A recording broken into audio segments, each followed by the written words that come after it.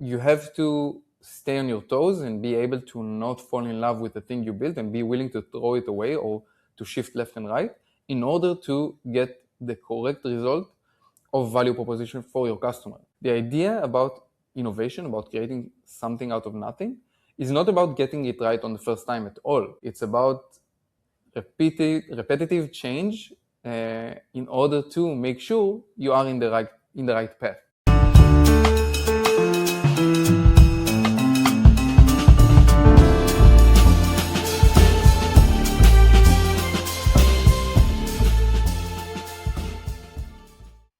Hi folks, James here, and welcome to the Spiro Circle, brought to you this time in collaboration with Forbes Israel.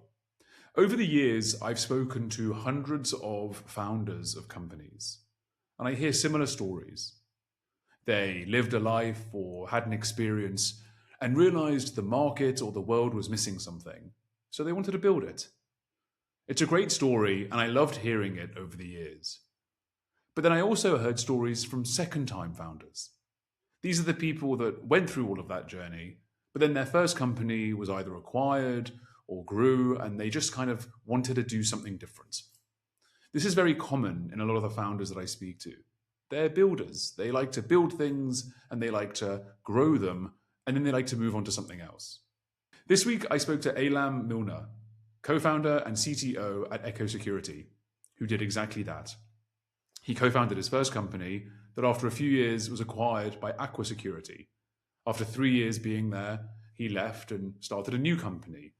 We spoke about what it means to be a first-time founder versus a second-time founder, some of the lessons you learn along the way that you bring to the second company, but also some of the anxieties that you can leave behind in the first company because you realize that it's not worth the time or energy to worry about things you can't control. We also spoke about cybersecurity more generally and some of the ways that the industry is set to change. I hope you enjoy. Eylam, thank you so much for taking the time. For sure, happy to be here. I want to understand a bit more about the company, of course, about Echo, but also about your journey as a founder and a second-time founder, because I'm sure there are plenty of lessons and challenges and maybe regrets that you've had that have framed the journey you're on today. So I want to understand, before we dive into all of that, I want to understand a bit more about Echo and the problem you guys are solving. So I want to hear it directly from you, but from what I understand, the concept is that vulnerability management is a bit of an outdated idea and you folks are doing something a bit different. So why don't we start by hearing what that is, please? Yeah, for sure. So both myself and my co-founder Elon, we've been in the business for many years now. We've also been a cybersecurity vendor. So we were on the side that helped customers be more secure by essentially providing them with a new feed of security alerts. And this is stuff that the security teams need to deal with, right? That's a lot of work. And over time, us as vendors and us as an ecosystem, we became very, very good at doing that. So a lot of alerts. We're talking hundreds of thousands, sometimes crossing the millions of security alerts. And that's like over time, we got to realize that's not very helpful. So when we founded Echo, we knew we wanted to be in the same space where we can help companies secure things they build to run in their cloud environment, but we want to do it in a more kind of a proactive way. And thus became kind of Echo. And the idea is to build internally secure by design components for companies to run in the cloud where they know they come vulnerability free. So without the security issues on them. So immediately once you roll it out, like you see a reduction in all of those charts showing you where you're vulnerable today. And of course the engineering get back a lot of their time spent on doing security patching. And that's what we do until this very day here at Echo. It gives great insight into the concept of, here's a problem we want to solve, but actually let's just remove the problem. And so it's a way of, I don't want to be dealing with hundreds of notifications that are telling me of the potential of something a problem happening. I want it to be gone entirely. So it seems pretty straightforward, but then it's revolutionary because I guess not many people are doing that. So I want to see how each experience built on the other one, right? So you co-founded Argon Security before this. You were a co-founder before. That was then acquired by Aqua Security, where you were for about 3 years. So you went Correct. from founder of a company to an acquisition, congrats, where you stayed for a few years and kind of helped in that process. So what did you learn during that phase? Maybe, post first time founder and pre second time founder, that may have surprised you. Yeah, for sure. So acquisition on its own, like it's an adventure, right? It comes with a lot of emotions into it. We didn't know that selling the company was the right move back in the time. Probably we will never know. And of course, it's not just me and my co-founder; it's us and the entire team. So taking us as a team and becoming part of something bigger, like the company that acquired Argon, our first company, was definitely like a roller coaster. As a founder, I have to say, like I feel like it helped me build like larger toolbox with skill sets for sure. I never got a chance to work in a company as an employee before. Only did like founding my own companies. And I had to kind of rethink the way I approach big problems, rethink the way I move the organization in the direction that I feel is right. So we did get a lot of a lot of credentials inside the larger organization, a lot of belief in us as a team. But we had to do some mind shifting. For example, large companies don't move like startup companies, and employees cannot move things like founders can. So I had to do, kind of find a new path for me to move the product in the direction that I thought was right, the business in the direction that we thought was right. For example, getting other stakeholders in the company to believe in what you're pitching internally, creating like a quorum of approval, doing it over cycles that sometimes can take weeks, or months, something that in a startup does not exist as a time frame. So we got to do that for many years. Eventually, I feel like I became more successful at doing that, and it really helped me. Like before founding Echo, before being a second-time founder, it really helped me this new set of abilities, even when I'm building like the next chapter, the next startup company. So I'm very thankful that we got to go through this experience. Yeah, it's certainly like an interesting experience, right? Because as a founder, you have this baby that you ideate and build and grow, and then when someone else comes along happily and and comfortably and positively comes and nurtures it from you. And, I don't want this to be like a tit for tat on the acquirer. I'm not looking at that, but I'm looking at the idea that someone can come along and kind of adopt your baby, and then you kind of are now within it. So it's an interesting mind shift as well as business shift. So what kind of prepared you to enter that headspace or business space? For sure, I can't say that anything really prepared me. I feel like I did very poorly at the beginning. I was usual to moving things the way I wanted them to move and as fast as I wanted them to go, and it worked like magic. And suddenly it wasn't the case. I was under the CTO of the acquiring company. My co-founder alone was under the CEO of the acquiring company. So we had to kind of restructure the way we create things in the organization.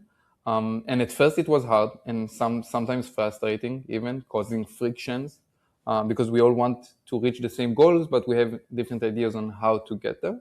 And I felt it was also a bit of a maturing work that we had to do, like becoming more accustomed to moving things when the customers on the other end are not your startup customers, but they are Fortune 100, sometimes Fortune 10 companies that require a certain level of certainty, of quality. So this was all like handed to us, take us there. So we had to do a lot of self work as a team and as individuals. But I feel like today, like it created some of the most amazing relationships and the abilities that we also brought in for Echo, like our second company together. Is there something like a quality that you had as a first-time founder that now you look back on a second-time founder and you think, oh, that was such a waste of energy to have been concerned about that, or my energy could have been so much better placed somewhere else, just from experience? Is that do you see it any differently? Yeah, no mistakes made back then. No, just kidding. A lot of things in Not just in mistakes, but just kind of like misplaced energy. I don't know how yeah, that, like, because I'm someone who's like a bit of a warrior, like I'll yeah. worry and panic over anything. And then it's always, when you look back and you're like, I really shouldn't have given that half my energy. So I was Yeah, just for wondering if that sure. changes at all for Yeah, it does. It does. A lot of the perspective gives you different kind of view on things. So, for example, I can think of something of my own. I'm a builder. My role in the organization is to be like the leading building person at the company. And as a builder and as an engineer for many years, a lot of my focus went into feature development, for example, product features. So a lot of my focus and my time went into making sure everything was pixel perfect and demoing to customers. I used to demo like the entire feature set of the platform, and I was really proud of it. And it took a lot of my energy and a lot of my mental space. And it wasn't the right thing to do at all. In now as a second time founder with that perspective, because I understand it's not about it's not about what you do, what you offer. It's about why you do what you do. So, for example, one of the first things that we did at Echo was invest heavily in our marketing efforts. So, in our product positioning and messaging, making sure the other side really understand the benefit and the value proposition that we deliver. Sometimes even before the product match that offering, because that's more important. Because we know today, like people buy the why you do, and so a lot of wasted energy there on the what you do with the feature set, and not so much in the story of the value that the other person will get from buying your amazing solution. Yeah, it's so interesting you say that actually, because that's always what I would focus on when I was doing this full time. When I was speaking to journalists, when I was a journalist and speaking to founders full time, and I'd speak to hundreds of them, and I'd say, people don't care what you do as much as why you do it, and that's what I want to know. Like when you're speaking to me, and then hopefully that's what my audience thinks about, and that was always the lens that I would look through things. But it's very easy, I suppose, when you are such a product technical builder mindset to get so caught up in the thing and not in the story or the why. I want to build on what you were just saying, because I think it flows quite naturally into the conversation I have out in front of me and some of the natural progress, which is time to market and build and preparing for that. It's one of the things that you've mentioned you adopt differently, first time founder versus second time founder. It's one of the things you brought into Echo that was a bit different. So what, I suppose, like, what does that look like now for you, and what actually determines time to market in such a technical startup? You mentioned sharing the story maybe before things are kind of ready behind the scenes. So what determines some of the qualities that you prepare for? Yeah, for sure. So it is a major motive in what we do today. Plus, myself as an individual, I'm a learner, so I don't necessarily have the right answer up front or on the first try, but I'm very good at doing intervals of learning and really fast catching up and gaining deep knowledge. So what I did after like the Argon acquisition, before we founded the second company, Echo, I did a lot of consulting. I went to talk with other founders that I appreciate and have been there, done that. And I got some amazing advice. One of the advice that I got that really changed my mindset was around time to value as a measurement, as a key measurement that startups, especially first-time founders, they often miss, which we did at Argon. So time to value talks about how long it takes for the customer, the buyer on the other side, or the user, to gain that aha moment where they realize what they just gained as value from the moment that you start, rollout or deployment of your offering. And if your product is very hard to deploy, and it takes weeks or sometimes months in a large environment to deploy it across the board. You take Netflix as an environment. It's at an unbelievable size. If it takes a long time for the end user to gain that aha moment, then your offering is as good as gone, because it doesn't matter if you have the best kind of cybersecurity protection offering. it needs to be fast. We are accustomed as a company. On the other side, there are just ordinary people that are accustomed to gaining and seeing value fast. So, for instance, at Echo, what we did from day one, and our product team was very much focused on this as an objective, was fast time to value. So, from the moment we hop on a call and I start rolling out Echo's solution, until the time the customer sees the end result and goes, nice, it's like 5 minutes. It's minutes, which is amazing and really gave us a head start and a really good advantage as an early team back in the days, because it paves your way to winning POVs with customers and then later closing deals with them. And it has nothing to do with your feature set, right, from before.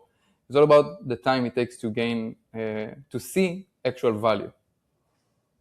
Yeah, it's so interesting as well. And you're right, to promise a potential customer that something's going to pan out in next quarter or, whatever it is. I think that speaks to a lot of, you're right, because you said like it's not just a company thing, but it's like a person thing. We want outcomes right away and instantly. Where do you think teams are wasting their time most in terms of building things or preparing things? Like, how can they streamline what they do to optimize performance? So founding teams or just like product teams in general? I said, I was thinking product teams, but yeah, I mean, from your point of view, right, from the founder down. Yeah, for sure. So I do feel a lot of the time for product teams. By the way, product and engineers are all builders, right? They create stuff out of nothing, which is magical on its own, but you fall in love with it. So you have a tendency to fall in love with the things you create. The more time you invest in a project, in a feature, in a milestone, the more you are in love with it, and the harder it is to shift or pivot kind of left and right. And that's risky, especially for young startups or for young products.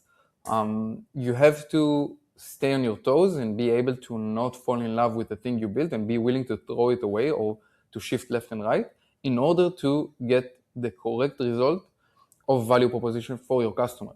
The idea about innovation, about creating something out of nothing, is not about getting it right on the first time at all. It's about repetitive change in order to make sure you are in the right path. So teams do have tendency to fall in love with the things they build. I would recommend to keep it platonic, right, and make sure you are able to and are very tuned to the market and your end buyer, and be willing to shift left and right whenever is needed. I want to touch more on different teams now and maybe identify where some of those clashes may occur. So famously, and I hear it time and time again, that a lot of the clashes that come out, especially in the cybersecurity sector among enterprises, is the clashes between the security teams and the engineering teams. So what can you tell me a bit about why those clashes exist and why is it that they naturally materialize? Talk the viewer or listener through that conflict. Yeah, for sure. So in large companies, there are many departments. Two like major departments would be engineering, responsible of building, and security teams, which are responsible of making sure the organization as a whole is hard to be attacked by bad actors. And the friction is almost native there, because engineers and engineering teams, they are measured on velocity, on how fast they can release new features, new abilities into the world, how fast can they tend to customer requests and customer issues. And their responsibility is to constantly ship new software out into the world, into the hand of the end users, into the internet. This is especially true with the rise of AI, where the ability to build has become like a very much in the public domain. And the security teams, on the other hand, they are the ones that are responsible of making sure that this process is streamlined but secure. And to do that, you need to, put some guardrails, put some boundaries, implement third-party tools by vendors that help, make sure the code is secure, make sure nothing is exposed to the outside web without you intending to. Making sure the organization crown jewels, that the real valuable assets are always secured with layers of security. And thus becomes friction. One is about releasing fast, and the other is about making sure the release is secure.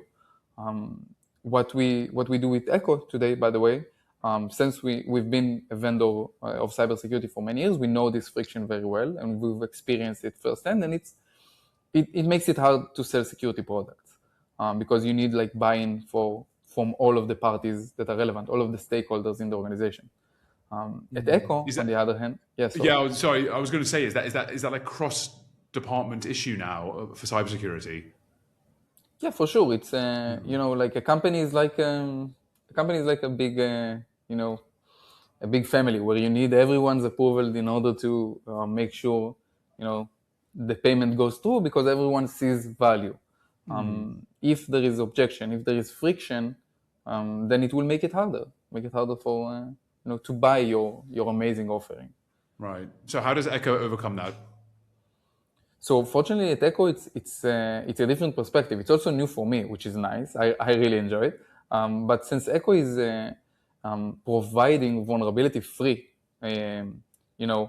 cloud assets for teams to run in the cloud, exactly the same, but without the security issues bundled up into them, because we make sure they are completely fixed before they reach you. So suddenly there's like a magical alignment because security teams, once they implement Echo, they measure, across dashboard, the reduction in the amount of security issues. So this is literally measurable with real numbers. They just see the drop in the charts. They look like, like superheroes in the company. Their measurements look really nice and green. And the engineering departments, on the other hand, the ones that are used to being stuck by security efforts, suddenly they get their time back because they are the ones who would be assigned with a Jira ticket when a new security issue is detected. They need to do the patching work, the closing of the issue. And suddenly Echo is in charge of that. So they get a bunch of free time back. And now what we see is we see alignment.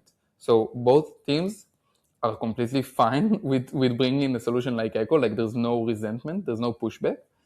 Plus, we get pulled by two different legs in the organization. We also get pulled by security team for sure, but we are also being pulled by engineering teams because they see the value themselves. So we like this is my first time ever. I saw one of the CISOs, the Chief Information Security Officer that we work with at Echo. He forwarded like a thank you note that he got from the engineering department on implementing Echo. And he said, like, it was the first time in my career that I got a thank you note from the engineering department. Like, I didn't think it was possible. So that's a nice indication of that.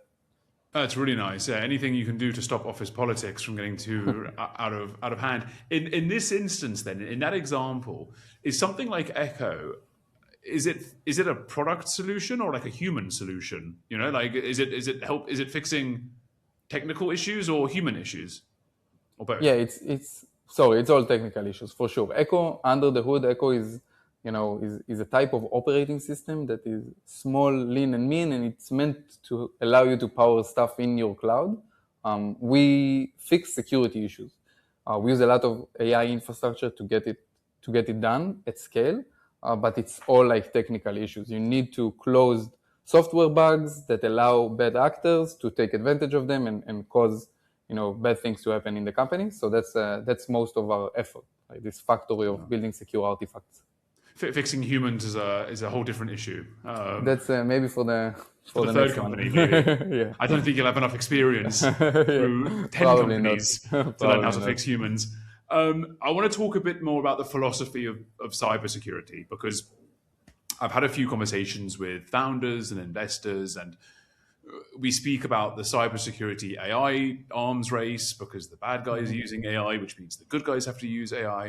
And we've spoken about the constant kind of overflow of having to manage alerts as they come up and having to try and streamline that in different ways.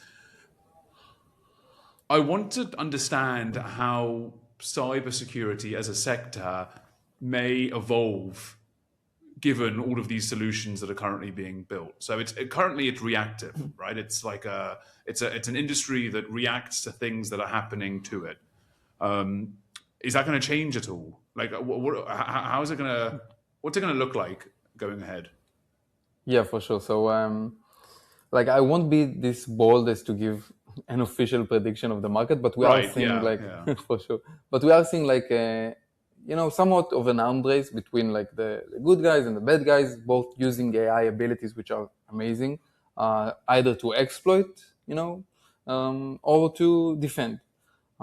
So we are like seeing like very real numbers. So for example, the amount of time it takes for an exploit to be used by bad actors has dramatically went down. Like it used to be like 30 days, a month until someone was actually able to exploit a new vulnerability.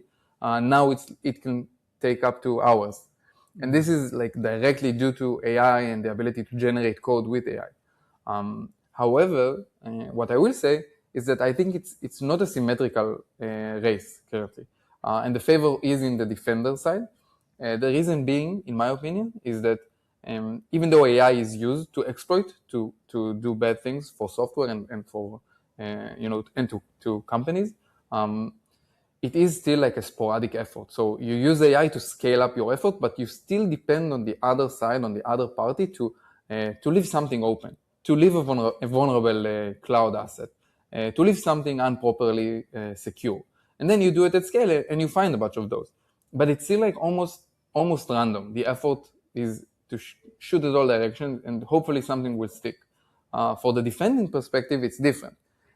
If you are able to, create proper security around your cloud environment, around your cloud application or your organizational resources, and you use dedicated solution for that, then you can tip the scale at your direction.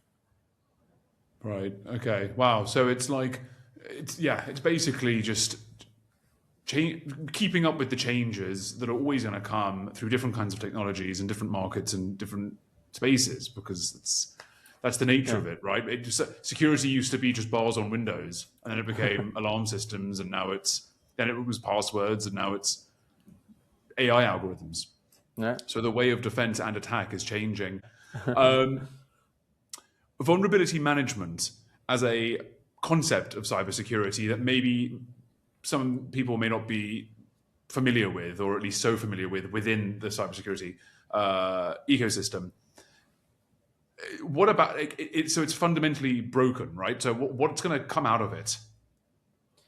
Yeah, so vulnerability management is all about like making sure the software that you run across your organization, across resources, is constantly up to date with the latest, security fixes to make sure that you are not vulnerable.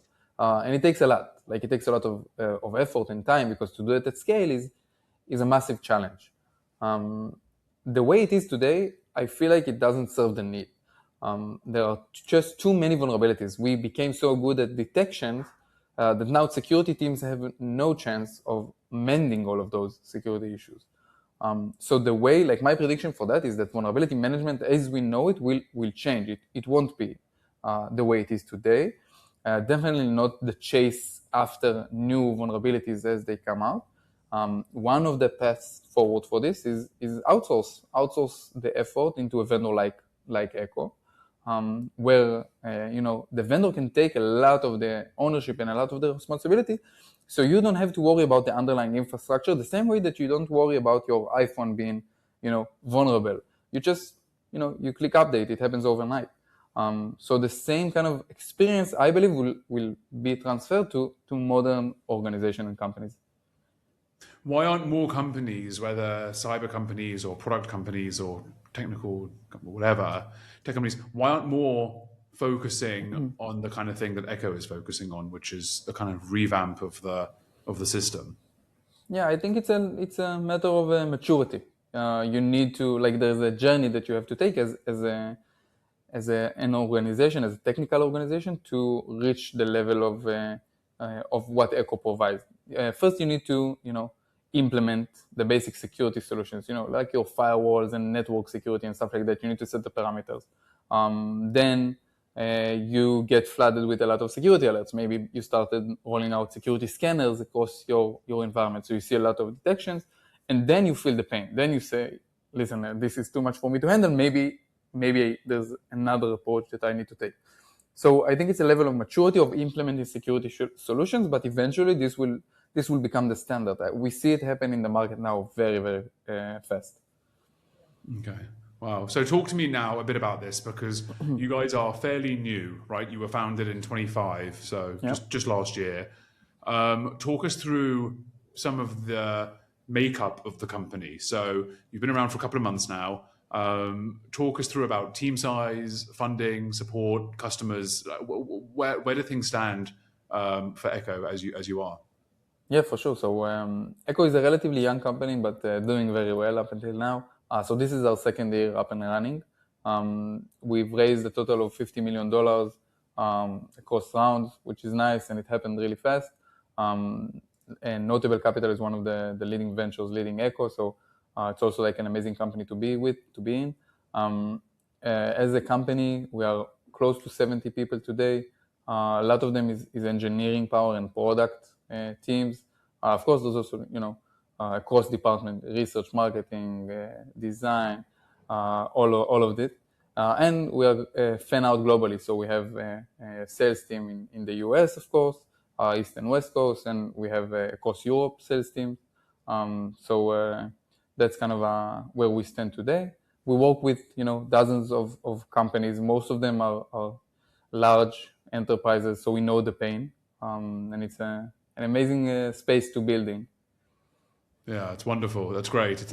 It's so cool when you see such young companies making such a big splash, either in funding or in market entry or in just growth and relationships with customers they build. I always find it to be such an exciting testament to the companies that are coming out of Israel, but also the cybersecurity sector more generally, and some of the things that are coming out of there. I want to, on the last kind of pillar of the last branch of the conversation today, I want to touch on a bit more what we spoke about before the call, just that we're having now, which is about some of the things that you do out of work. Everyone has a life out of work, hopefully. That's the goal, at least. And from what I heard from you, is that you are very into competitive sports. And you named two of them specifically. You named chess and tennis. So talk me through a bit about some of the things that attract you to those games in particular. Yeah, for sure. So I do try to have a life. It's extremely challenging. However, I did pick up like as we talked, chess and tennis. It all happened relatively late in life. So after the acquisition of my previous company, so over 30 already, which is not an easy age to start. However, I enjoy it extremely. Both of these sports are an amazing place of outlet for either brain power or like physical energy. And I mentioned that I have no success in those sports at all. Like I constantly lose both in tennis and in chess, but I keep rolling into all of the amateur tournaments that I can find, and it also it brings a lot of joy and kind of keeps me grounded as well. Yeah, that was one of the things I found so interesting, was your quick admittance to just losing. I was going to say failure, but it's not a failure. But losing in some of those competitions that you are so attracted to, because it just shows such a contrast between the builder in you and the competitor in you. And I don't know, I found it interesting. I also thought it was noteworthy that they're two sports that are single player games, like solo, like non-team games. When it comes to this, I want to bring it all now together before we close. Are startups closer to a sport, or are they closer to a game of chess? Not that chess isn't a sport, but It's it's chess, only that you have to physically run to the next place on the board. So both of them, like chess with sprints. It sounds terrible. It's I'm kidding. amazing. Do you learn more from winning or losing? Oh, from losing, definitely. You What learn was the very last little thing you from learned winning. in losing in your tennis or chess games? Well, I learned I have to do a lot of work on my forehand. But I learned that I learned how to approach the next match. because after you lose, sometimes it can be hard to play again. So the mental framework that you can adapt from sport to bring you into like a peaceful mindset before the next challenge and put the loss behind you, that's something that is extremely valuable in the startup ecosystem for sure. What do you think is one of the biggest mistakes that that founders may be making by not adopting some of this, like, I was going to say loser mentality, not loser mentality, but like the mentality of embracing losing and learning from it. So what do you think are some of the biggest mistakes that people don't take from those things? Yeah, for sure. I feel like it becomes like something you're afraid of, right? You're afraid of losing. You don't want to lose. I think that's not the correct mindset to be in at all. It's very much okay to make the wrong decision or to lose a POV with an important customer, as long as you take the measurements to learn and do it fast and be better and not make the same mistakes again. If you are making new mistakes, you are in a good position. If you're making the same mistake, then you have to do some retrospective. Yeah, right. The goal is never to stop making mistakes. The goal is to learn from the mistakes you're always going to make. Yeah, for sure. I agree with that 100%. Okay, Eylam, thank you so much. We're approaching the end of our time, unfortunately, but I do have a quick fire round, which is what I like to prepare at the end of my episodes, just to kind of catch you off guard. And I want you to answer them as quickly as possible, giving very little thought into them. I want to hear your instinctive answers. Okay. What's harder, first startup or second startup? Second. What's the most overrated tech buzzword right now? I can think of one. It has to be something with AI, but I can't think of any specific ones. Okay, so someone said to me agentic, which I thought was quite a good. Agentic AI. Yeah, so I'll give you that one. That's a good one. Security or usability? We favor usability as a general philosophy. Who's a founder that you admire? Oh my God, there are amazing teams out of Israel. Like the Wiz team comes to mind with their deal now being officially approved for sure, and they helped us a lot at the beginning of the road. Okay, wow, it's amazing. Yeah, hopefully there'll be guests here sometime soon. One habit that made you better as a CTO? Yeah, I wake up really early. That's a forced habit by the kids at home, but it's very helpful. What time do you wake up? It's like 5:30. Yeah, on a slow day. Yeah, I know that feeling 100%. Yeah. Is there a technology that scares you? No.